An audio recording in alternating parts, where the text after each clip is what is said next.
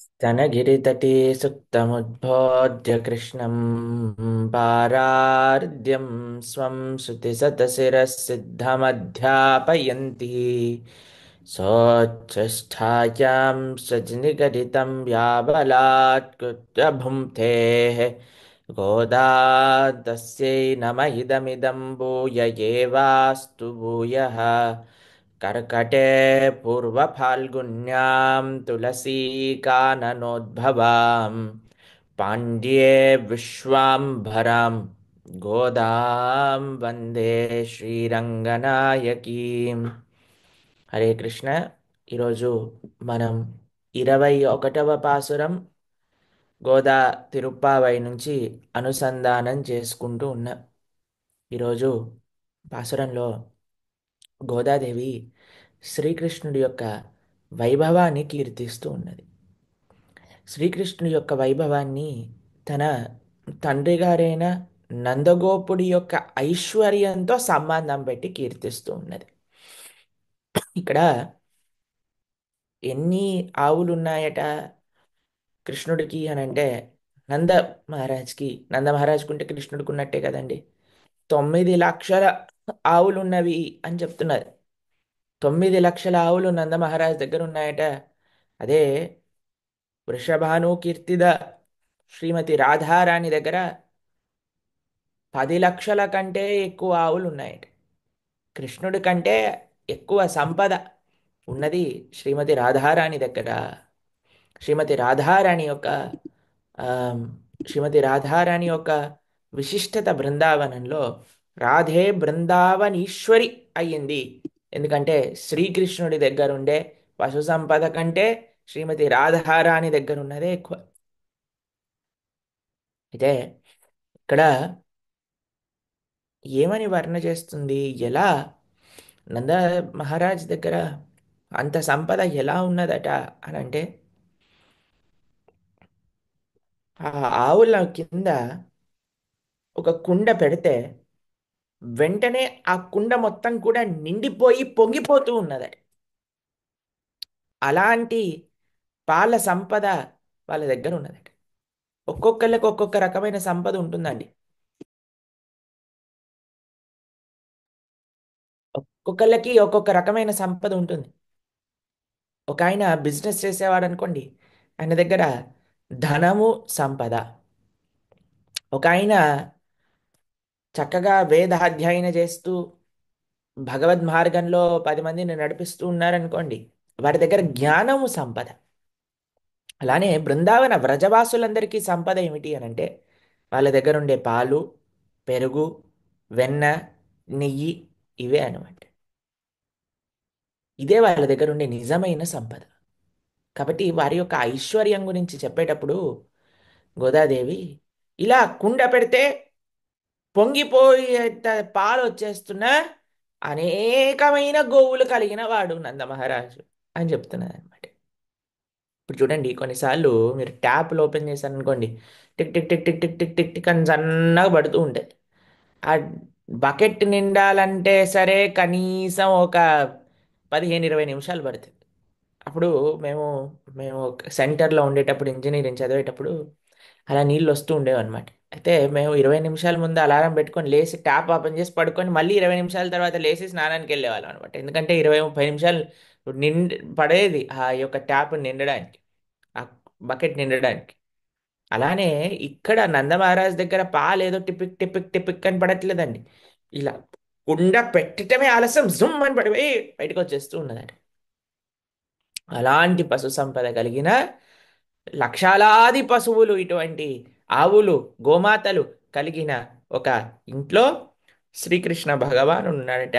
నందమహారాజు యొక్క కుమారుడు నందగోపన్ కుమారన్ అని మొట్టమొదటి పాసరంలో గోదాదేవి అనుగ్రహించింది కదండి.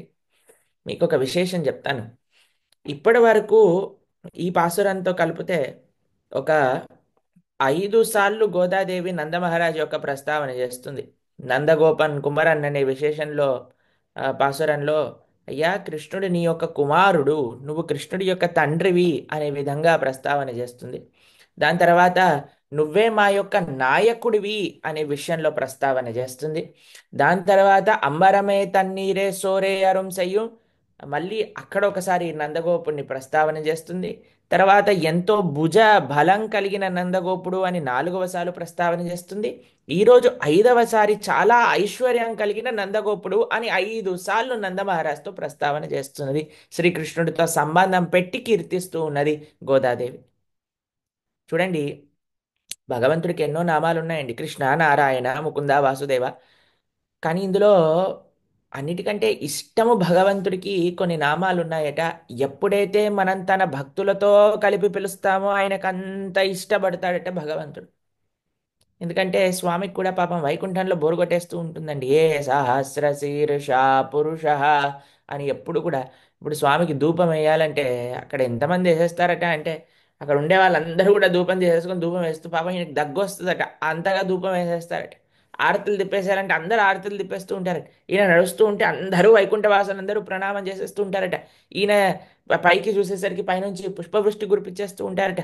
అందరూ left right left, left right left అంటూ నడుస్తూ ఉంటారట. పాపం ఈయనకి బోరు కొట్టేస్తుంటుంది. అరే ఇక్కడ ఏం మజా లేదు, రొటీన్ అయిపోయింది, మరి నేను ఎక్కడికి వెళ్ళాలి అని అంటే, నా యొక్క ప్రేమ కలిగిన భక్తులు ఎక్కడ ఉంటారో అక్కడికి వెళ్ళాలి నేను అని అంటారు. మనకి శ్రీల విశ్వనాథ్ చక్రవర్తి ఠాకూర్ ప్రభుపాదుల వారు ఒక విషయం బృందావన వైభవం గురించి, మన సాంప్రదాయ ప్రస్తావన రసిక ఆచార్య అని అంటారు.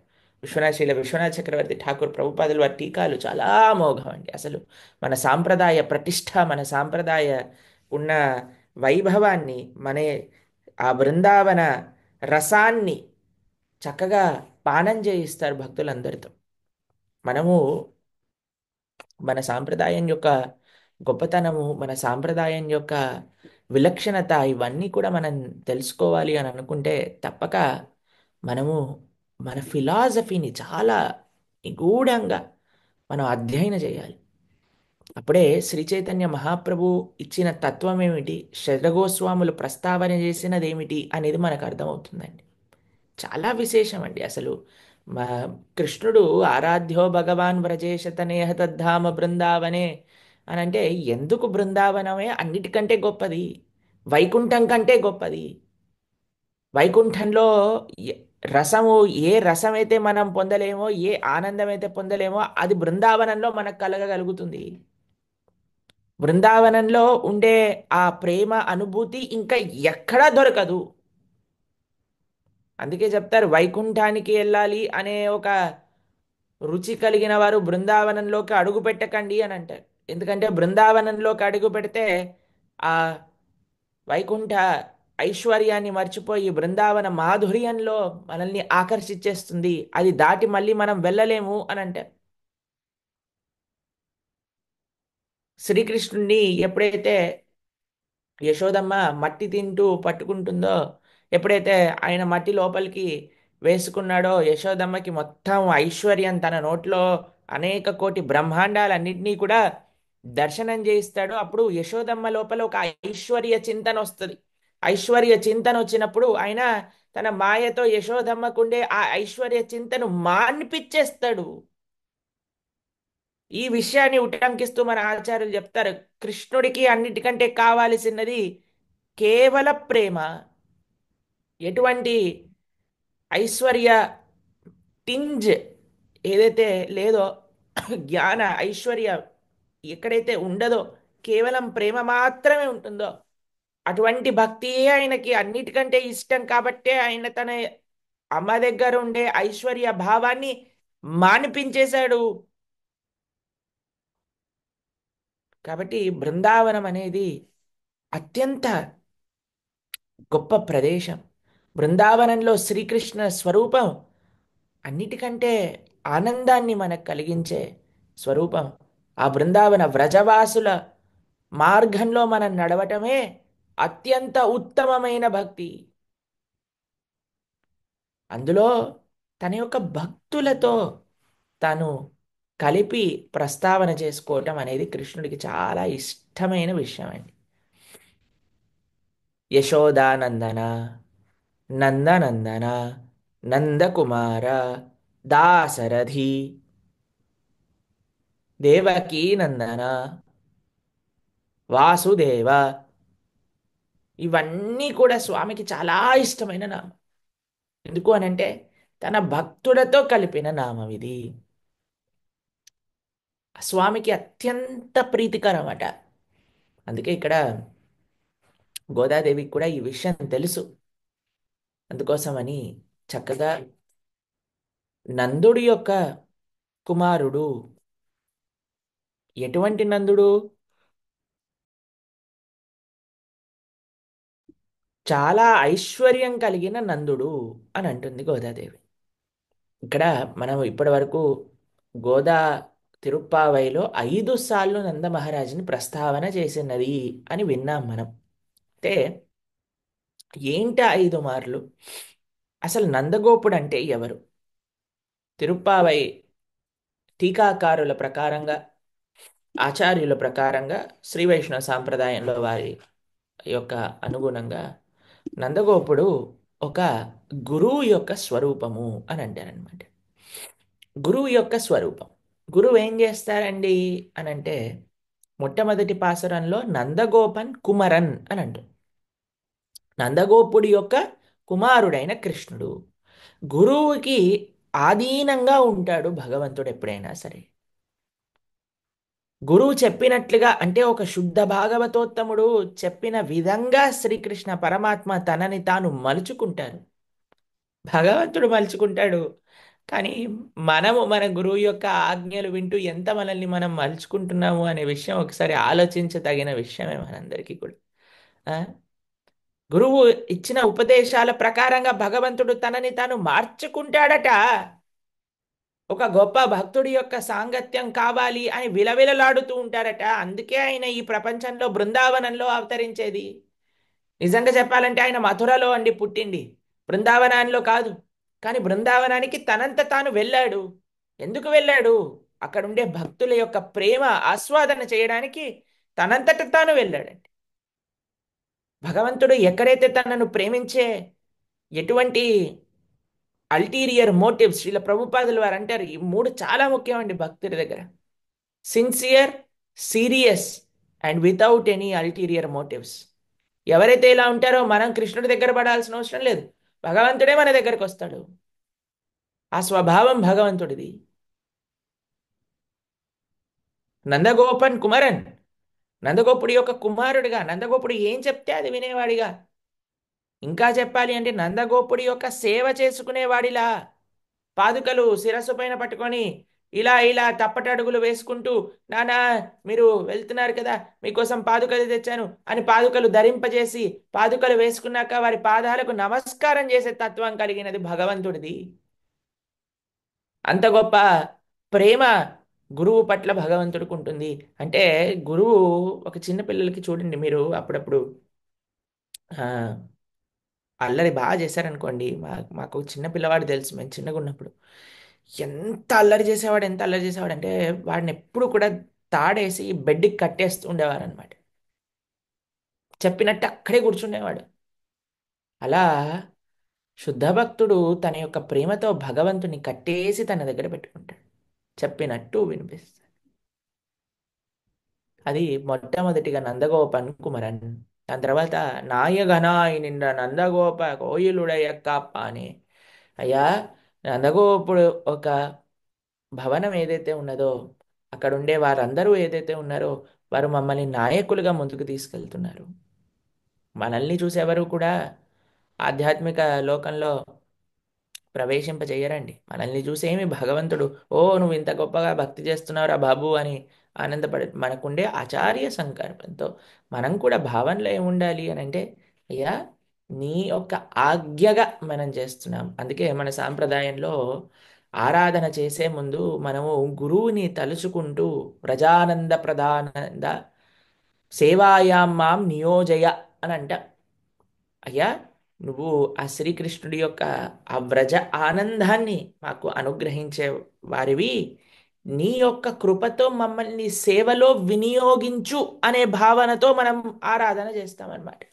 అంటే మనం ఏదో వెళ్ళిపోయి భగవంతుడికి ఆరతి చేసేస్తున్నాం, అభిషేకం చేసేస్తున్నాం అనే భావన ఉన్నదనుకోండి, స్వామి అసలు పట్టించుకోరు. మనం ఎంత ఆయనకి రుద్ది రుద్ది స్నానం పోసినా సరే.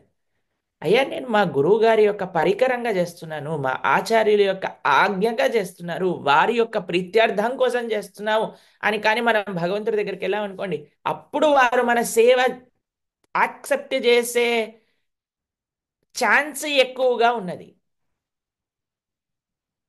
కాబట్టి నాయకుడిగా మనల్ని నడిపించేవాడు నందగోపుడు ఆచార్యుడు. దాని తర్వాత ఏమంటుంది? అంబరమే తన్నీరే సోరే అరుంసై. అయ్యా అంబరము, వేసుకోవడానికి బట్టలు, తర్వాత పీల్చుకోవడానికి గాలి, త్రాగడానికి నీరు, ఇవన్నీ కూడా అనుగ్రహించు, తినడానికి తిండి, ఇవన్నీ కూడా అనుగ్రహించు. ఆ పాసురం చెప్పుకున్నప్పుడు మీకు పెద్దలు ఉపదేశం చేసి ఉంటారు ఏంటి? అంబరమే తన్నీరే సోరే అనం చెయ్యం అనే విషయం మళ్ళీ దాన్ని ప్రస్తావన చేసే సమయం లేదు కానివ్వండి. మనకి భాగవత భక్తి మార్గంలో కావాల్సినవన్నీ అనుగ్రహించేదెవరు అని అంటే గురుతత్వమే. గురువే మనకి అన్ని అనుగ్రహించే అంత కృప కలిగిన వాడు. ఇప్పుడు చూడండి, చాలా మందికి చాలా ఉండొచ్చండి, కానీ ఇవ్వాలని రూల్ లేదండి. చాలా మంది ఇవ్వరు కూడా అండి. ఎంతో ధనం ఉంటుంది వాళ్ళ దగ్గర. ఒక విషయం చెప్తారు మన గౌరాంగ ప్రభు చెప్తారు ఈ విషయాన్ని, మీరు వినే ఉంటారు ఈ స్టోరీ. ఒకళ్ళు వచ్చారట ప్రభుజీ దగ్గరికి. వచ్చి, అయ్యా నాకు చాలా డబ్బులు ఉన్నాయి, చాలా డబ్బులు ఉన్నాయి, సముద్రం లాంటిది, కానీ మీరు ఒక బావి లాంటి వాళ్ళు. నీకు ఇంత డబ్బులున్నా, సముద్రం లాంటి ఆస్తి ఉన్నా, ఆస్తిపాస్తులు ఉన్నా సరే మేము ఏం చేసుకోగలుగుతాం? సముద్రం నీళ్లు దాహాన్ని తీర్చగలుగుతుందా? కానీ మీ దగ్గర మంచి నీరు ఉంది, మీ దగ్గర ఆనందాన్ని కలిగించే నీరుంది అని ఒక పెద్ద ఉపన్యాసం చెప్పారట. అయితే గౌరంగ ప్రభు అన్నారట, మీరు కొద్దిగా మీ నీటిని మాకు ఇవ్వండి, మా నీటిని మీకు ఇస్తాము అనగానే ఆయన మాయమైపోయాడట. జనాల దగ్గర డబ్బులు ఉంటాయండి. ఈ మధ్య కాలంలో అయితే డబ్బులు లేని వాళ్ళంటూ ఎవ్వరు లేరండి, చాలా తక్కువ. ఆ డబ్బులు ఉన్నా సరే భగవంతుడికి ఇవ్వాలి అనే మనసు పుట్టనే పుట్టదు. కేవలం ఉండటం కాదండి, ఇవ్వాలనే ఒక లక్షణం కూడా, ఇవ్వాలనే ఒక సంకల్పం, ఆ బుద్ధి పుట్టటం అని అంటాం తెలుగులో, అంతే కదండి. ఆ బుద్ధి కూడా ఉండాలి కదా. కానీ గురువు ఎటువంటి వాళ్ళు అని అంటే, వారి దగ్గర ఉండే జ్ఞానాన్ని ఎప్పుడూ, వారి దగ్గర ఉండే ఆ భగవత్ ప్రేమను ఎప్పుడు కూడా తమ దగ్గర పెట్టుకోరన్నమాట, ఇచ్చేస్తూ ఉంటారు. ఆ కృప కూడా ఆచార్యుడి దగ్గర, గురువుల దగ్గర ఉన్నది. అందుకే వారు ఇవ్వగలుగుతున్నారు. ఎప్పుడు ఇవ్వాలి ఇవ్వాలి ఇవ్వాలి అనే ప్రయత్నం చేస్తూ ఉంటారన్నమాట. ఎలా నేను ఈ జీవుణ్ణి ఉద్ధరించగలను అని ఆలోచిస్తూ ఉంటారు. అటువంటి ఇచ్చే కృప కలిగిన వాడు గురువు.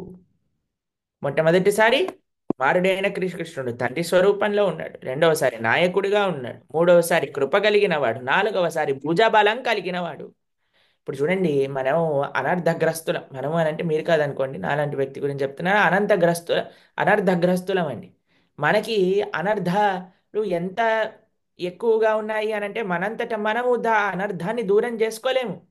ఎవరిని ఆశ్రయించాలి అని అంటే, మన దగ్గర ఆ కృష్ణ భక్తి కూడా లేదండి కదా, కృష్ణ భక్తి కూడా, కృష్ణ ప్రేమ కూడా లేదు కదండి. ఎవరి దగ్గర ఏమున్నదో వారి వెనకాల మనం ఆశ్రయించాలి. వారికి చాలా భుజబలం ఉన్నది. వారు మనకి ఏదైనా చేసి పెట్టగలుగుతారు, మన వైపు నుంచి ఫైట్ చేయగలుగుతారు. ఎంతగా ఒక భక్తుడు తమ గురువు చెప్పిన మాటలను విని, కేవలం వినటమే కాకుండా దాన్ని జీవితంలో ఆచరిస్తూ ఉంటారో, అటువంటి వారికి ఎటువంటి గొప్ప ఆపద అనర్థ రూపంలో కానీ వెలుగుదీరినా సరే, దాన్ని పూర్తిగా గురువు యొక్క బలం తొలగిస్తుంది. ఆధ్యాత్మిక మార్గంలో ఎటువంటి శక్తి కావాలన్నా సరే అది గురునిష్ట ద్వారా మనకి లభిస్తుంది. ఎందుకంటే గురువు ఆ బలరాముడి యొక్క అంశగా వస్తారండి. బలరాముడు మనకి బలాన్ని ఇచ్చేవాడు, బలస్వరూపమైన ఆధ్యాత్మిక శక్తి మన లోపల జాగరూకం అవుతుంది. ఎంత మనము గురువు యొక్క వాణీ సేవ చేయగలిగితే, ఎంత మనం శీల ప్రభుపాదుల వారి యొక్క ప్రవచనములు, శీల ప్రభుపాదుల వారి యొక్క పుస్తకాల అధ్యయనం చేయాలి, శీల ప్రభుపాదుల వారి యొక్క కన్వర్జేషన్స్ మనం చక్కగా వినాలి. శీల ప్రభుపాదుల వారి యొక్క మార్నింగ్ వాక్స్ ఎన్ని ఉన్నాయి, ఎన్ని విషయాలు శీల ప్రభుపాదుల వారి యొక్క శిష్యులు ఎన్ని పుస్తకాలు రచించారండి. మన ఆచార్యుల గురించి, మన గురువుల గురించి, మన ఆచార్య పరంపర గురించి మనం తెలుసుకోకపోతే, అప్పుడు మనకి సాంప్రదాయం పట్ల ఒక గౌరవము ఏంటి, అసలు మనం ఏం చేస్తున్నా, ఎందుకు మన ఆచార్యులు ఈ విధంగా మనకి ఈ వ్రజ భక్తి అనుగ్రహించారు అనే విషయాలు ఎంత మనం తాత్విక చింతన చేస్తూ, ఎంత గురువుల దగ్గర నుంచి వింటూ, ఎంత మనం అధ్యయనం చేస్తే అంతగా మనకి అర్థమవుతుంది ఈ విషయాలన్నీ కూడా.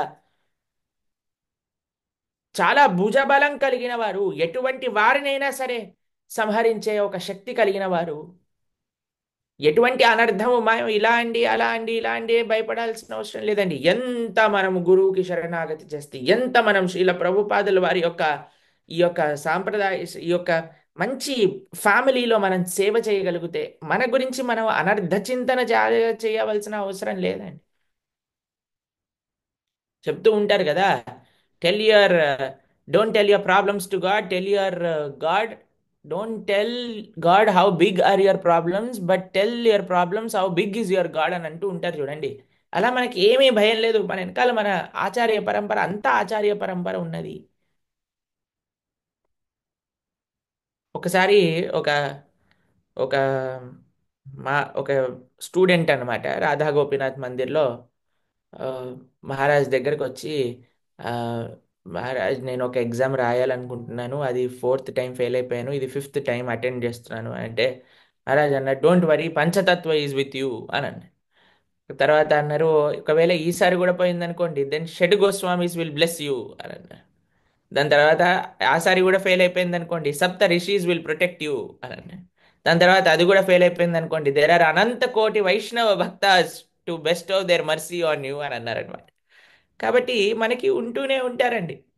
మనం ఆ శరణాగతి ఉండాలి, మనకు ఆ యొక్క మనస్సు ఉండాలి ఆశ్రయించడానికి, అంతే. ఈరోజు ఏమంటున్నారు, చాలా ఐశ్వర్యం కలిగిన నందగోపుడు అని అంటున్నారు. ఎంత ఐశ్వర్యం, ఎంత ఐశ్వర్యం అని అంటే, పాల కింద ఆ ఆవు కింద కుండ పెట్టటమే అలసం జుమ్ అని ఉండిపోతుంది. అలా గురువుల దగ్గర ఎన్నో విషయాలు ఉన్నాయండి, మాట్లాడి చెప్పి ఉపదేశం చేసి వందల వేల ప్రవచనములు ఎన్ని ఉన్నాయి మన గురువుల దగ్గర. వాటిని మనము చక్కగా పానం చేస్తున్నామా, వాటిని ఉపయోగించుకుంటున్నామా? ఇప్పుడు ఈ కుండ చూడండి, కుండ ఇలా మూత పైకి ఉంటుందనుకోండి, నోరు అని అంటారు అనుకుంటే దాన్ని, పైన ఉంటుందనుకోండి పాలు లోపల పిండగలుగుతాము, లోపలికి రాగలుగుతుంది పాలు పితికినప్పుడు. అంతేగాని ఆ కుండ బోర్లేసామనుకోండి ఏమవుతుంది, మొత్తం పక్కకి వెళ్ళిపోతాయి, అంతే కదండి. మనము కూడా మన హృదయాన్ని అలా రెడీ చేసుకోవాలి. భగవంతుడి యొక్క విషయాలు ఎవరు చెప్తున్నారు, ఎంత శ్రద్ధగా మనం తీసుకోవటం, అది మొట్టమొదటి స్టెప్పే వినటము అనేది. విన్నాక ఏం చెయ్యాలి, ఆ చింతన చెయ్యాలి. అరే ఏం విన్నాం మనం, విన్నప్పుడు కనీసం మనం ఒక నోట్స్ వేసుకొని రాసుకోవాలి. మన పెద్దలు చెప్పిన విషయాలు ఏవైతే, మన గురువులు చెప్పిన విషయాలు, మన శిక్షా గురువులు చెప్తున్న విషయాలు ఏమన్నా ఉంటే వాటిని చక్కగా రాసుకొని వాటి గురించి చింతన చేయాలి మనం. అరే ఈ విషయం చెప్పారు కదా, ఇక్కడ నేను ఇక్కడ తక్కువ అవుతుంది కదా, దీన్ని ఎలా నేను నా జీవితంలో ఇంప్లిమెంట్ చేసుకుంటే నేను మంచిగా అవుతాను. రెండు విషయం ఆలోచించటం, మూడో విషయం దాన్ని జాగ్రత్తగా ఒక్కొక్క మెట్టు ఆచరణ పర్యంతము తీసుకొని రావటము. ఇలా ఎప్పుడైతే మనం శ్రవణం మననం నిధిధ్యాసనం ఆచరణం దాని తర్వాత ప్రార్థన, ఏదో మన శక్తితో నేను వింటానండి, నేను ఆలోచిస్తానండి, నేను ఆచరిస్తానండి అని అంటే అవ్వదండి. నాలుగవది అన్నిటికంటే ముఖ్యం, భగవంతుడికి ప్రార్థన చేయాలి. కృష్ణ ఇది నా ఇచ్చ, నేను ఇలా మారాలనుకుంటున్నాను, మా గురువులు ఉపదేశం ఈ విధంగా చేశాను, నేను ఇక్కడ తక్కువ అవుతున్నాను అనుకున్నాను, నన్ను కొంచెం అనుగ్రహించు అని ప్రార్థన పూర్వకంగా స్వామిని సేవిస్తే అప్పుడు మన వినటం సార్థకం అవుతుందండి. కాబట్టి గురువుల దగ్గర ఉన్నది ఉంటేనే ఉంటుంది, ఉంటూనే ఉంటుంది. వారు ఎంత విజ్డమ్ ఇవ్వాలి అని అనుకుంటే వారు ఇస్తూనే ఉంటారు, ఇస్తూనే ఉంటారు. మనము మన గురువుల యొక్క వాణి సేవ చేస్తున్నామా, ఎంతగా మనం వినగలుగుతున్నాము, కేవలం ఒక పయస్ ఎంటర్టైన్మెంట్ కోసం వింటున్నామా, లేదా దాన్ని నిజంగా మనసులో తీసుకొని దాన్ని ఆచరించాలి అనే ఒక లక్షణంతో వింటున్నామా, ఒక ఆశయంతో వింటున్నామా, ఒక సంకల్పంతో వింటున్నామా, అది ప్రశ్నార్థకం. సరే, చక్కగా మనము శ్రవణం చేస్తున్నాం, మారుతున్నాం, మంచిగా భగవద్భక్తి మార్గంలో నడుస్తున్నాం. అటువంటి గురువు యొక్క దగ్గరే, ఆ గురువు యొక్క ఆధీనంలోనే ఉంటాడట శ్రీకృష్ణ భగవానుడు. ఆ శ్రీకృష్ణ భగవానుడి యొక్క దయ గురువుల యొక్క మాధ్యమంలోనే ఉంటుందట. ఆయనే మనకి నాయకుడట, ఆయన దగ్గరే భుజగలం ఉన్నదట, ఆయనకే కృష్ణుణ్ణి మనకి అందుకే కాందీయ కాందీయ అని అంటారనమాట. గురువు వెనకాల వెనకాల మనం వెళ్ళి పరిగెత్తుతూ అయ్యా కృష్ణ కృష్ణ బోలి, నీ దగ్గర కృష్ణుడు ఉన్నాడు, మాకు ఇవ్వు కృష్ణుణ్ణి. ఆ కృష్ణ ప్రేమను అనుగ్రహించు అని మనం ఎప్పుడైతే ఆశ్రయిస్తామో ఆచార్య పరంపరని, అప్పుడే మనకి కృష్ణుడు లభిస్తాడు. ఎటువంటి కృష్ణుడు అనంటే, కేవలము కూడా ఎటువంటి ప్రత్యక్ష రూపంలో, అనుమాన రూపంలో మనం కృష్ణుణ్ణి చేరలేము. కేవలం శబ్ద ప్రమాణ రూపంలో మాత్రమే కృష్ణుణ్ణి మనం చేరగలుగుతాము, కృష్ణుణ్ణి మనం తెలుసుకోగలుగుతాము. నేను చూస్తే నమ్ముతా, ఇలా అయితే అలానేమో, అనుమానం పనికిరాదు భగవంతుడి దగ్గర, ప్రత్యక్షం పనికిరాదు భగవంతుడి దగ్గర, కేవలం శబ్దం మాత్రమే. అందుకే అని అంటారు, either you should be haunted by the sound vibration or you should be hunting for the service అని అంటారు. రెండే విషయాలు ఒక భక్తుడి యొక్క జీవితంలో కృష్ణ భక్తిని పొందాలి, కృష్ణ ప్రేమను పొందాలి అని అంటే, నిరంతరము కూడా భగవంతుడి యొక్క విషయములు స్మరణ చేసుకోవటం, లేదు అని అంటే ఏం సేవ చేయాలి అని ఆలోచిస్తూ ఉండటం. ఈ రెండే ప్రధానము. కాబట్టి ఆయన వేద ప్రతిపాదితం, శాస్త్ర ప్రతిపాదితం. శాస్త్రములు ఎలా భగవంతుడు ఉన్నాడు అని యాక్చువల్గా వేదాలకి కూడా చిక్కని తత్వం అండి ఆయన. వేదైశ్చ సర్వేర్ అహమేవ వేద్యో అని ఆయన చెప్పినా సరే, మీరు ఒకసారి ఆలోచన చేయండి భగవంతుడి యొక్క తత్వాన్ని. వేదములు ఎక్కడి దాకా చెప్పగలిగాయి? అయ్యా నేను ఇంత ఇంత చేశాను అయినా సరే మేము మీ యొక్క వైభవాన్ని చెప్పలేకపోతున్నాము అని ఆపేశాయి. అదే భగవంతుడి యొక్క వైభవం అంటే, అదే వేదముల యొక్క గొప్పతనము అని అంటే. వేద ప్రతిపాదితమైన వాడు పెరియాయ్, చాలా పెద్ద తత్వమైన, ఎంతో మహత్వాన్ని కలిగిన వాడైన అటువంటి స్వామి, అయ్యా మీరు అంటున్నారు వేదాలతో తెలుసుకోవాలట, వింటే తెలుస్తుందట, చాలా పెద్దవాడట, ఈయన వల్ల మనకేమన్నా లాభం ఉన్నదా అని అంటే, ఆయన అందరి వాడు కూడా. అందుకే పెద్దవాడు ఎవరో ఎక్కడో ఉన్నారండి, ఎక్కడో కూర్చున్నాడండి, ఆయనతో మాట్లాడంటే అవ్వదండి, ఆయన ఎవరితో మాట్లాడండి, కలవడండి, మీ ప్రశ్నలకు ఆన్సర్ చెప్పడండి, అటువంటి వాటితో ఏం సంబంధం అండి మనకి చెప్పండి. కాదు కదా. మనకి చాలా యాక్సెసబుల్గా ఉంటారు కదా, మన దగ్గరి వాడిలా ఉంటారు కదా. మనకి జేపీఎస్ యాప్లో మీరు చూసారనుకోండి, మహారాజ్ ఏం చేస్తున్నారు, ఎక్కడికి వెళ్ళారు, ఏం చేస్తున్నారు, అన్ని విషయాలు వస్తాయి.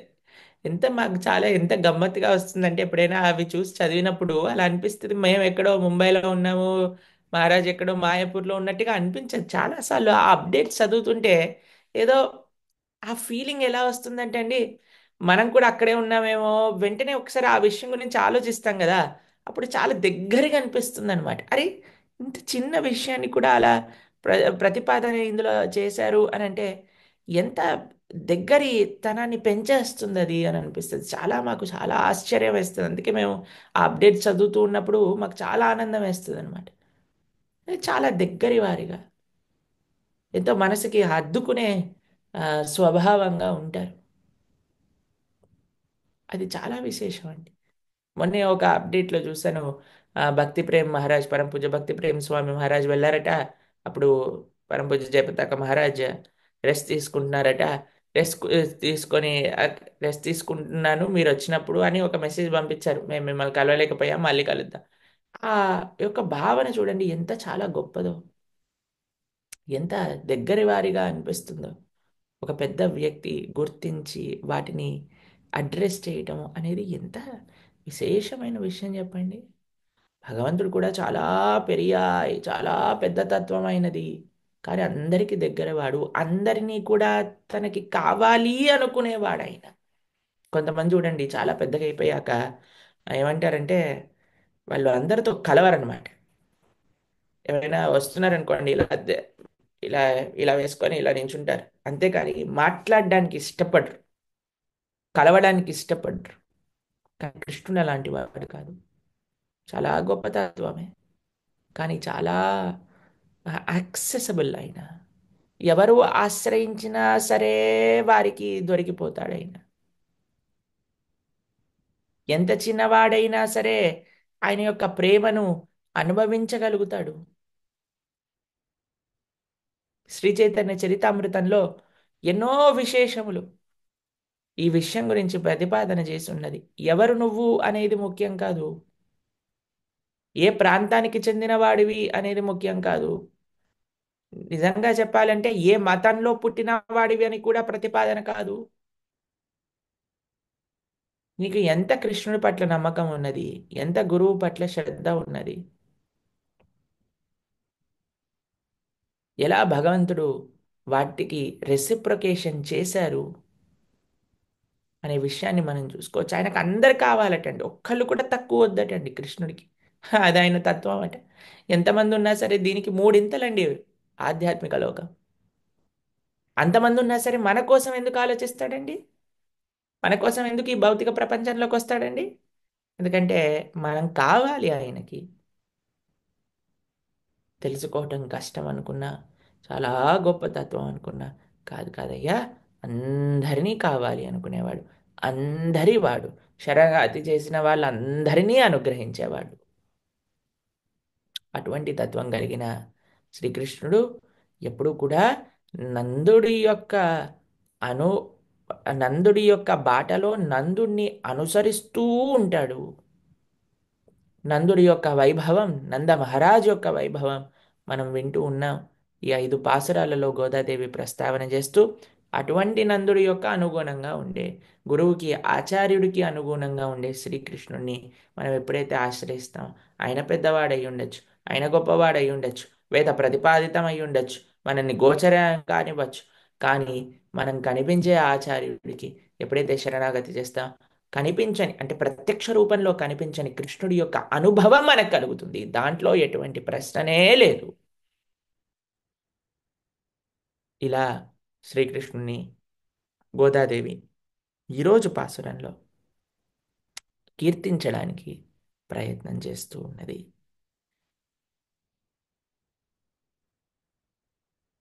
హరే కృష్ణ కృష్ణ కృష్ణ హరే హరే, హరే రామ రామ రామ హరే హరే. శ్రీ విష్ణు చిత్త కులనందన కల్పవల్లి, శ్రీరంగరాజ హరిచందన యోగ దృశ్యా, సాక్షాత్ క్షమా కరుణయా కమలా వినాన్య, గోదామనన్య శరణం శరణం ప్రపద్యే. గోదా దివ్య తిరువడిగలే శరణం. హరే కృష్ణ. పెద్దలు ఎవరైనా మాట్లాడాలనుకుంటున్నారా? ఏదైనా ప్రశ్నలు ఉన్నాయా ఎవరికైనా?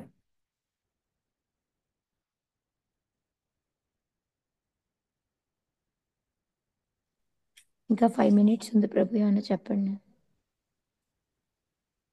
ఇంకొక 5 నిమిషాలు ఉన్నదా సమయం మనకి? అవును ప్రభు. ఓకే.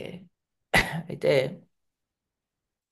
నిన్న మేము శ్రీ వెంకటేశ్వర కళ్యాణం గురించి ఇక్కడ దుబాయ్ అనే ప్రదేశంలో మాట్లాడాము. ఎంత వెంకటేశ్వర కళ్యాణానికి ప్రాముఖ్యత ఉన్నదో అంతే గోధా కళ్యాణానికి కూడా ప్రాముఖ్యత ఉన్నది. ఈ తిరుప్పావై మాసం యొక్క ఫలితం గోదా కళ్యాణం, గోదాదేవి శ్రీకృష్ణుని పొందడం అనేది మనం ప్రత్యక్షంగా ఆ, చూశారు అందరూ శ్రీరంగంలో అని అంటారు. అందుకే శ్రీరంగంలో ఉండే తిరుమాద వీధుల్ని చిత్రయి వీధులు అని అంటారనమాట. ఎందుకంటే చాలా చిత్రంగా చూశారట. అరే, ఒక మానవ కన్యక భగవంతుణ్ణి పొందగలుగుతుందా అని ఆశ్చర్యంతో చూశారట. ఆ అనుభూతి అందరం పొందగలుగుతాం. ఆ ఆశ్చర్యం ప్రతి ఒక్కరి జీవితంలో ఒక పార్ట్ అవ్వచ్చు. ఎప్పుడు అనంటే గోదాదేవి యొక్క విషయంలో కూడా చూడండి. అలా తండ్రి గారే ఆచార్యుడిగా, గురువుగా ఇది చేసి గోదాదేవికి చక్కటి కృష్ణుడి యొక్క విశేషాలన్నింటినీ బోధించి కృష్ణుడిని తనకి కృష్ణుడి పట్ల తనకి ప్రేమ కలిగేటట్టుగా చేశాడు వాళ్ళ యొక్క ఆచార్యులు. చేసి గోదాదేవిని ఆ విధంగా కృష్ణ భక్తి ప్రేమ వైపు నడిపించారు. అందరి 10 మంది ఆళ్వార్లకి ఒక సంతానము అని అంటారనమాట గోదాదేవి. అందరి యొక్క జ్ఞానాన్ని తెలుసుకున్నది గోదాదేవి, తెలుసుకొని ఆశ్రయించినది, కృష్ణ ప్రాప్తి కలిగినది. అలానే మనం కూడా మన సంప్రదాయంలో ఉండే ఆచార్యుల్ని మనం ఆశ్రయించాలి. వారి గురించి మనం తెలుసుకోవాలి. వారి యొక్క జీవిత చరిత్రలను అధ్యయనం చేయాలి. వారి యొక్క బోధనలు చక్కగా క్షుణ్ణంగా పరిశీలన చేయాలి. అప్పుడు మన వారి యొక్క మార్గాన్ని అనుసరించటం. షడగోస్వామి, శ్రీరూప, మంజరీ పద, ఏయి మోర సంపద. శీల రూప గోస్వామి, శీల సనాతన గోస్వామి, వీరే మనకి నిజమైన సంపద. వారిచ్చిన వాంగ్మయమే మనకి సంపద. వారు చూపించిన మార్గము మనకి సంపద. అటువంటి ఆచార్య నిష్ఠతో, మన సాంప్రదాయం పట్ల గౌరవంతో ఎప్పుడైతే మనం స్వీకరించిన దీక్ష పరంపర ఏదైతే ఉందో వాటిపైన మనకి ఎప్పుడైతే ఈ విషయాలన్నీ వినొచ్చండి, చాలా మంచి విషయాలు, చాలా కృష్ణ ప్రేమతో కలిగిన విషయాలు, వినడానికి చాలా మంచివి. ఎక్కడ మంచి ఉన్నా సరే మనం స్వీకరించగలుగుతాం. కానీ ఈ విషయాలన్నీ వింటున్నప్పుడు మనం చేసుకోవాల్సింది ఏంటో తెలుసా అండి? మన నిజ జీవితంలో అన్వయం. ఎలా నాకు నా సాంప్రదాయం పట్ల గౌరవం, ఎలా నేను నా సాంప్రదాయం పట్ల, నా యొక్క మార్గం పట్ల, మన గోల్ చాలా క్లియర్ అండి. ఆరాధ్యో భగవాన్ వ్రజేశతనయ తద్ధామ బృందావన. ఆ గురి తప్పకుండా, ఆ గురి అలానే ఉండేటట్టుగా ఏ విషయాలు విన్నా సరే మనం దాన్ని ఆ మార్గంలో నడిచే విధంగా అన్వయించుకుంటూ ముందుకెళ్ళాలన్నమాట. అదన్నిటికంటే ముఖ్యం. మన మార్గం డిస్ట్రాక్ట్ అవ్వకూడదు అనమాట ఎప్పుడైనా సరే. ఇలా మనం కాన్స్టెంట్ మెడిటేషన్ అండ్ ప్రేయర్ చేస్తూ ఉండాలి. తెలుసుకుంటున్న విషయాలన్నీ కూడా మన నిజ జీవితంలో, భక్తి జీవితంలో అన్వయించుకుంటూ ఆ శ్రీకృష్ణుడు బృందావనంలో శ్రీకృష్ణుడిని ఎలా మనం చేరుకోవాలి, ఆ స్వామి యొక్క సేవ ఎలా మాధుర్య భావనతో మనం చేయడానికి ప్రయత్నం చేయాలి అని ఆ, మన సాంప్రదాయంలో ఉండే ఆ గొప్పతనాన్ని స్మ విస్మరించకుండా మనం ఈ విషయాలన్నీ కూడా శ్రవణం చేస్తూ ఉండాలి. ఇదన్నిటికంటే ముఖ్యమైనది అన్నమాట. Hare Krishna Krishna Krishna Hare Hare, Hare Rama Rama Rama Hare Hare. Vasanta Madhav Prabhu, Hare Krishna. Time to close the session, breakout room. అవును ప్రభు. ఇందాక 5 minutes అని పెట్టారు, ఇప్పుడు మళ్ళీ అంటనే మళ్ళీ అయిపోయిందని పెడతా ఉన్నారు. థ్యాంక్ యూ ప్రభు. హరే కృష్ణ. ధన్యవాదాలు ప్రభు. ఓకే ప్రభు, టైం అయిపోయింది, మనం బ్రేక్అవుట్ రూమ్స్ ఖాళీ చేద్దాం. హరే కృష్ణ.